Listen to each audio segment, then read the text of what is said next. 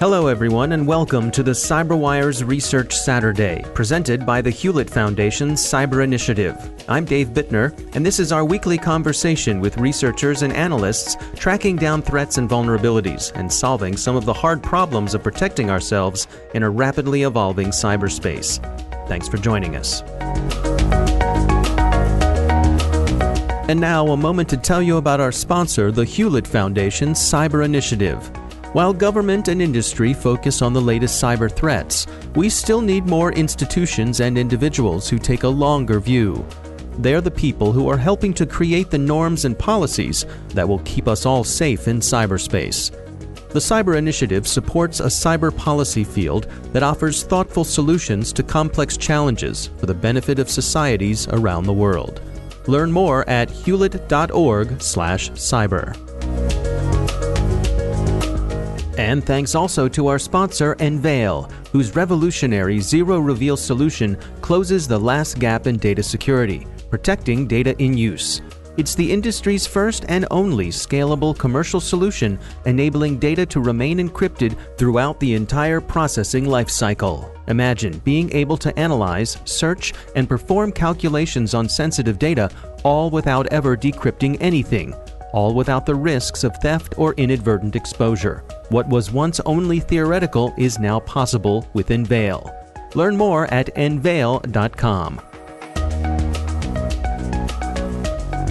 So Cortana is what we call a digital assistant or a voice-based assistant, similar to Alexa, Google, and a number of offerings that have come onto the market in the last few years. That's Steve Povolny. He's head of advanced threat research at McAfee. The research we're discussing today is titled, "Want to break into a locked Windows 10 device? Ask Cortana." Essentially, I think we can say she, is a digital assistant for Windows devices, default loaded onto Windows 10 devices, and allows you to interact with the operating system to do a number of tasks, from as simple as search and retrieve functionality to executing applications to just checking the weather or seeing what the scores are with your favorite sports team. And she's also used nowadays to connect to a number of different devices as well. And that's an interesting piece of research as well. Kind of why we started looking at digital assistants is the number of devices that they start to manage and control. And Cortana is a little bit more specific in that it's tied pretty exclusively to Windows at this time, but an enormous amount of functionality, and really Windows let her off the leash a little bit in terms of what her capabilities were. And that's why we started looking into research on this platform. So with a standard Windows 10 install, what sort of things can Cortana do for you without unlocking the system? Well, when Windows 10 was first released, the security industry had a heyday because there was a number of default options that were less than satisfactory to your average security researcher. And these included openly sharing private information with public networks, network keys and exchanging those, and a number of default settings that really just didn't fly. This is a default setting, Cortana being enabled, of course, which is really something that most people wouldn't balk at. But it goes a little bit further in that Microsoft made the decision to enable Cortana from the lock screen itself. And of course, as I said the word Cortana, my computer started to respond because I've been doing so much testing on it. So It's very accurate at listening. But essentially, having Cortana enabled from the lock screen is probably a choice that should be opt-in for most users. And based on that, we wanted to understand whether there were any flaws or weaknesses or bypasses. And a set of Israeli researchers did some really interesting research called Bad USB, which led us down this path and allowed us to discover some options within Cortana at the lock screen that probably shouldn't have been presented. And that's exactly what Microsoft has addressed here. So it all begins with Windows indexing. Describe to us what's going on here and how does that start the story? The indexing feature in Windows really just lets us understand a little bit more about what's going on behind the scenes. It's not directly related to the vulnerability itself, but indexing is what allows us to see within the search results for Cortana what we might have access to. And indexing can be as simple as the file name or properties, and can be as deep as the contents of the file. And the reason that's interesting is we can actually predict or preview ahead of time from Windows indexing processes which documents we might be able to view contents of, which could contain confidential or sensitive information, even from the lock screen. And if you have read the article, of course, you can see that from an unlocked screen, you have the same functionality within search as you do from the lock screen using this bypass. One such functionality includes being able to type in the context menu or in the contextual search menu and actually retrieve contents based on your search from those indexed files. Now, that is actually a decision that Microsoft has made from the unlock screen, and you can imagine why it makes sense to be able to effectively search through the contents of your documents, but probably something that shouldn't be done when a user is locked out of the computer. So let's be explicit here. So you've got a locked machine. You give a command to this digital assistant. What specifically do you say, and what information could be revealed? We went through a number of iterations and testing here, and the discovery credit actually goes to Cedric Cachan, who is a researcher here at McAfee and was just playing around with the functionality of Cortana when he discovered that she will actually, while listening to a query from the lock screen, allow for keyboard input. And while Cortana is waiting to retrieve results, or as you start to speak your query or type your query, you can actually bring up that contextual menu. And we went through a number of different iterations in that testing where we had thought it was a specific key sequence that brought up the context or search menu from the lock screen, but ultimately discovered that pretty much just typing in the keyboard while you're querying, and we use the space character, allows you to bring up this search menu and kills off the voice-based search. Now, it'll be a little bit flaky in that sometimes Cortana audio will take back over and will kill off your search menu. But in that case, you can literally just hit the escape key and hit spacebar again, and you'll get that search window.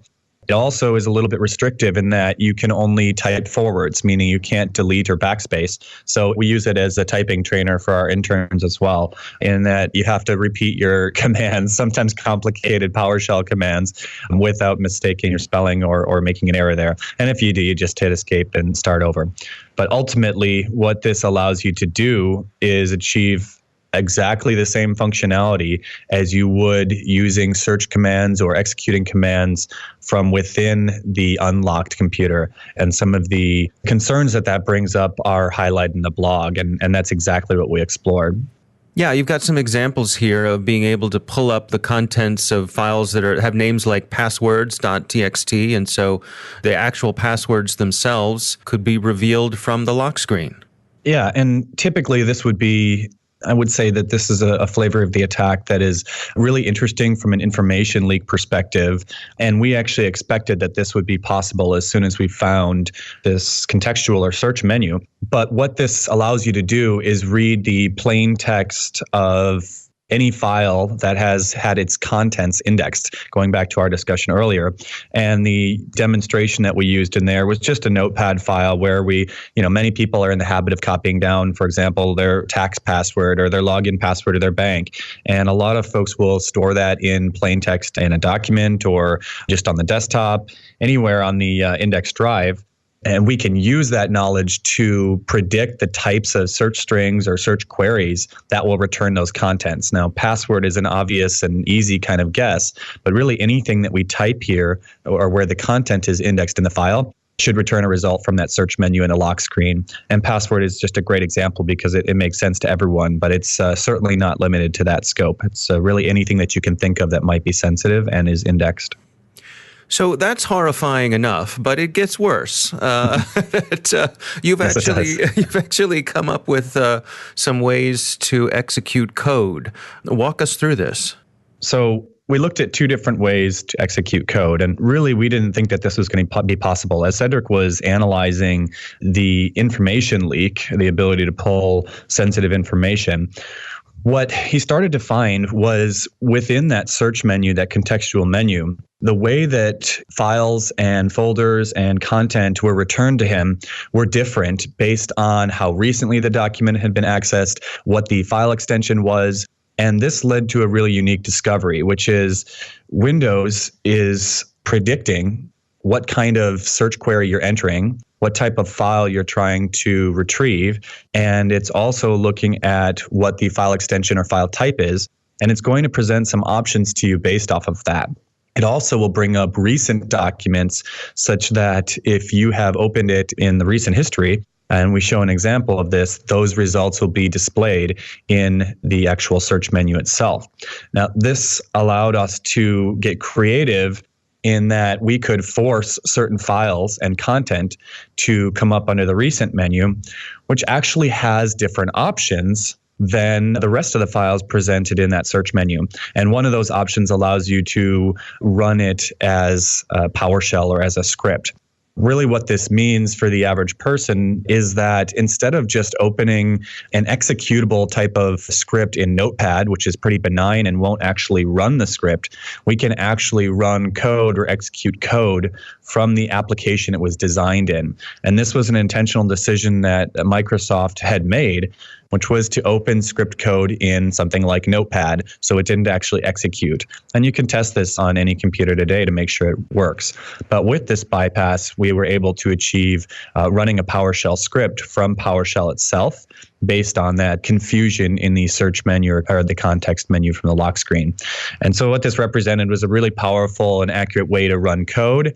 It wasn't quite arbitrary because we had to do a lot of work to get there. And if you weren't an administrative user, it still required the user to interact with the device, the authenticated user. But it did give us a way to start accessing code and led us to the final phase of the research, which was true arbitrary code execution. Yeah, so let's move on to that. Again, it gets even more interesting. Yeah, this is an escalating attack, and that's typically how research goes. You find something interesting and you peel back layers of the onion. And in this case, instead of getting more complex, the attack got even simpler. What the final discovery was, and probably the most powerful and simplistic piece of this entire attack, is that we can actually directly type PowerShell commands. And as soon as Windows recognizes that it is a PowerShell command, it will go in the command window. And you can see in the blog an example of that where the researcher just types PowerShell, gives it a console-based command to beep a couple of times. And as soon as Windows recognizes that PowerShell command, it is loaded in the command window and can be executed directly. So this is really powerful, of course, because while that's just a proof of concept, we took that one step further and put in a USB device which had a custom PowerShell script to reset the user password on the machine. Now, of course, this is something that you shouldn't be able to access and run directly from the lock screen ever, and that's where the vulnerability is. But by using the search menu, we can actually browse to the directory where the USB is. We can run the command in PowerShell and reset the password and log in. So to bring it full circle, the researcher essentially puts a USB in the locked computer, brings up the Cortana search menu with a vocal or keyboard-based search, bypasses it by typing space on the keyboard and bringing up the context or search menu, and then runs the PowerShell script directly from the USB device, where he unlocks the computer by logging in with the new password that we created. So what this was essentially was a login bypass for every Windows 10 computer in its default configuration, fully patched at the time it was submitted. And this represented, one of the most powerful local attack vectors that we've come across in a very long time. Now, it does require that you have physical access to the machine, correct? In most cases, yes. We've certainly got examples where we could consider a remote attack vector. And while we think that's unlikely that we'll see the remote attack vector exploited publicly, it's certainly possible. And there's a couple of ways with this. One is you can use the Cortana functionality remotely by doing a phone call or playing a YouTube clip or something like that to bring up the vocal assistant. Now, that's not going to let you load a USB key and run arbitrary commands, but it certainly could allow you to achieve some of the info leak parts of the bug and retrieve other interesting information using that voice-based assistant remotely. The other and maybe more relevant attack vector from a remote perspective would be something like a remote desktop connection, where you're on the same network as someone, or they've given you access to access the computer remotely over something like RDP, and you come to the lock screen. This is very typical especially within an enterprise where computers are connected over RDP. And A user could then, instead of using vocal commands, they could actually use the click and say or tap and say button, which is the equivalent of issuing vocal commands to Cortana, but allows you to just use the mouse and keyboard or virtual mouse and keyboard to interact. And again, despite not having physical access to the computer, we've shown you can execute arbitrary PowerShell scripts even without needing to have that USB key there. So perhaps limited functionality in what you can achieve versus local, but certainly really interesting in being able to have some kind of a network aspect to this vulnerability. Now, has Microsoft patched this?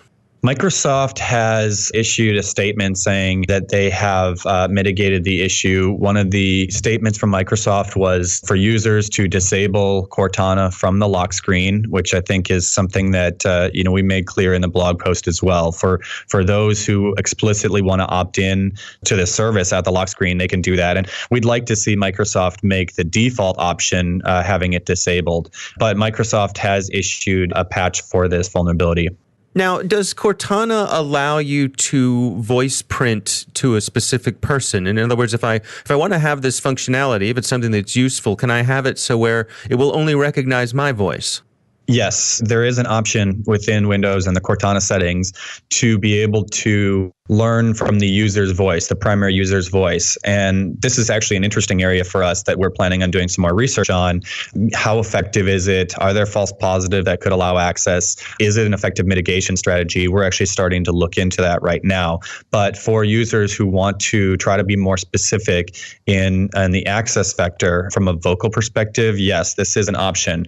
Again, with the tap and type functionality, though, the audio portion of this vulnerability is really kind of irrelevant. You don't actually need to issue audio commands to be able to do this bypass.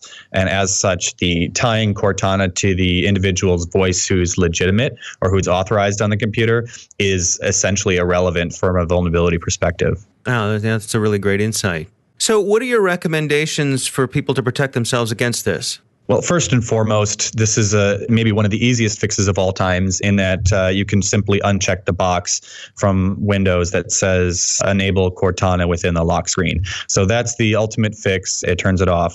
We're looking to Microsoft to be able to potentially provide an effective patch where we'll do some testing and make sure that the issue is actually mitigated from the elimination of that context menu or that search menu, potentially disabling the Cortana vocal assistant by default on the lock screen, or something else potentially that we haven't suggested or worked with Microsoft on. So we'll stay tuned on that, and we'll keep you posted on any updates from a mitigation perspective. But it is, luckily, it is an easy fix for those who are paying attention.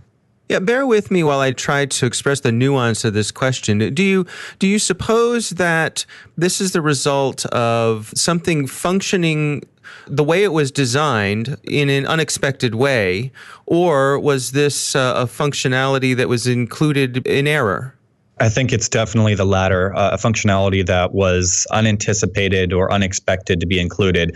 And with new technology and really, digital assistants are a relatively new technology, you don't have the benefit of years of security research and disclosures such as we're starting to see now. And it's actually why we took interest in digital assistants as they begin to saturate the market. They're starting to control all sorts of IoT devices and essentially act as a digital gateway into, home and business networks full of IoT devices. So they become a very interesting access point into a larger attack surface.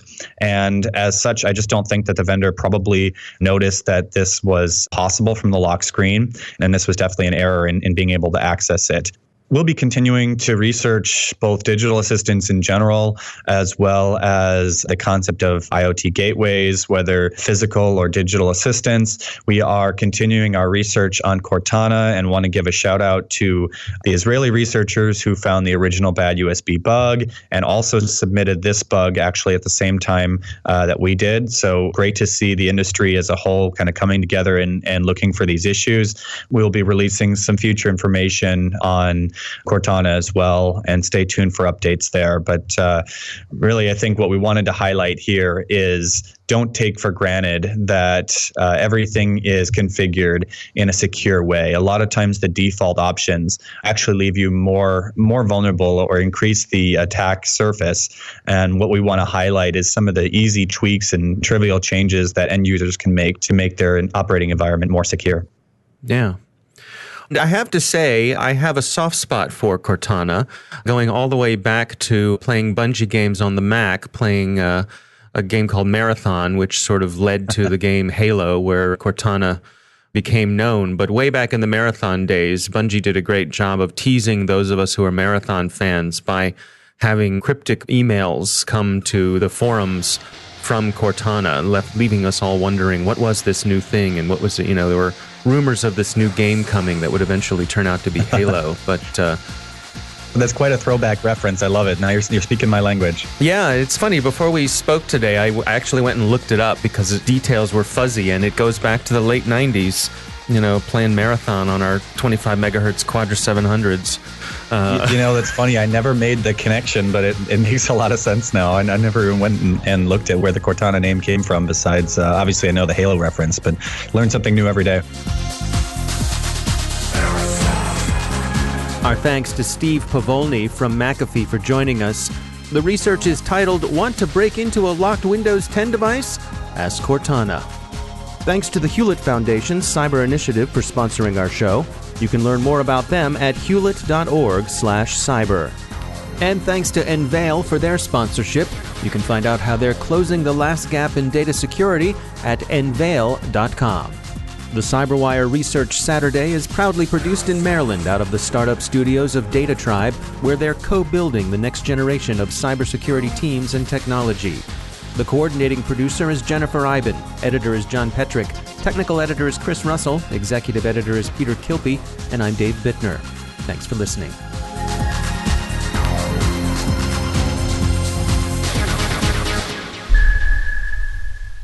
See you, Starside.